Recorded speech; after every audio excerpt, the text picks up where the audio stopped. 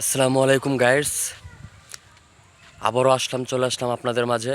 আশা করি সবাই ভালো আছেন। আমি সার্বিয়া নবি সেট থেকে বলছি। আমি সার্বিয়া নিয়ে কিছু কথা বলবো আপনাদের মাঝে। বিগত বহুদিন ধরে আমি কোনো কথাই বলি না সার্বিয়া নিয়ে, কারণ কোনো ইনফরমেশন ছিল না আমার কাছে যে সার্বিয়া নিয়ে আমি কথা বলবো। এরকম কোনো ইনফরমেশান আমার কাছে ছিল না। সো আজকে ভিডিওটি দেখবেন। আজকে অনেক ভালো ভালো কিছু কথা আছে যা অত্যন্ত গুরুত্বপূর্ণ কথা, আপনারা শুনবেন, ঠিক আছে?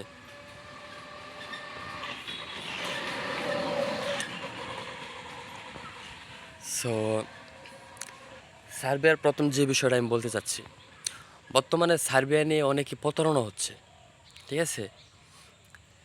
কেমনভাবে প্রতারণা হচ্ছে? ছোট ছোট এজেন্সি দালালগুলা, ওদের মাধ্যমে আপনারা চাচ্ছেন সার্বিয়া যাওয়ার জন্য। আসলে ভাই, দালালরা চায় আপনাদের টাকা পয়সা কিভাবে ঘোরাবে, কতদিন ঘোরাবে, এবং সে টাকা পয়সা দিয়েই সে লাভবান হয়ে যাবে, ঠিক আছে? যেমন আপনার কাছ থেকে 3 লাখ টাকা নিল, অন্যদের কাছ থেকে আরও 3 লাখ নেবে। ধরেন অ্যাভারেজ 1 লক্ষ টাকা করেই নিল, ঠিক আছে? প্রত্যেকজনের কাছে 1 লক্ষ টাকা করে নিলে, যদি মনে করেন যে 20 জন মানুষের কাছ থেকে বই নেই, ফাইল নেই, 1 লক্ষ টাকা করে নিলে 20 লাখ টাকা।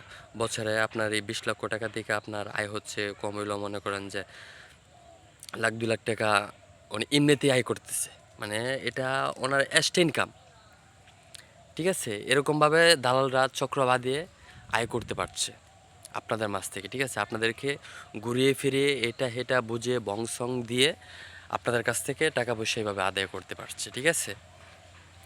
সো এগুলা থেকে সবাই সতর্কিত হবেন, কারণ প্রায় 100 মাঝে 90টা এজেন্সি এরকম করতেছে, ঠিক আছে? 100 মাঝে বাংলাদেশে প্রায় 90টা এজেন্সি এরকম করতেছে সার্বিয়া নিয়ে। সার্বিয়া ভিসা দেওয়ার নামে কোনো কথা নাই, টাকা পয়সা হাতিয়ে নিয়ে যাচ্ছে আপনাদের কাছ থেকে। তো এই বিষয়টা খুব সতর্ক থাকবেন। আর হ্যাঁ, আরেকটা কথা ভাই, সবাই প্রতারিত করে না, ঠিক আছে? সার্বিয়া কিন্তু যাওয়া যায়। সার্বিয়া যদি যাওয়া না যেত তাহলে আমি গেলাম কিভাবে বলেন? বিশ্বস্ত কোনো এজেন্সি থাকলে তার মাধ্যমে অবশ্যই যাওয়া যাবে, ঠিক আছে? যারা আপনাকে ঠকাবে না, আপনার সাথে প্রতারিত করবে না, এরকম এজেন্সি ধরবেন। এরকম এজেন্সি দিয়ে আপনি সার্বিয়া ইনশাল্লাহ অবশ্যই যেতে পারবেন, ঠিক আছে? আর আমি সার্বিয়ার নবী সাইডে থাকি। যদি আমার সাথে কেউ যোগাযোগ করতে চান তাহলে ভিডিও কমেন্টে জানাবেন, অবশ্যই আমি উত্তর দেব। আর দালালকে টাকা পয়সা দিবেন না, এত টাকা পয়সা দিবেন না, সর্বোচ্চ 1 লক্ষ টাকা দিবেন বইয়ের সাথে, ঠিক আছে?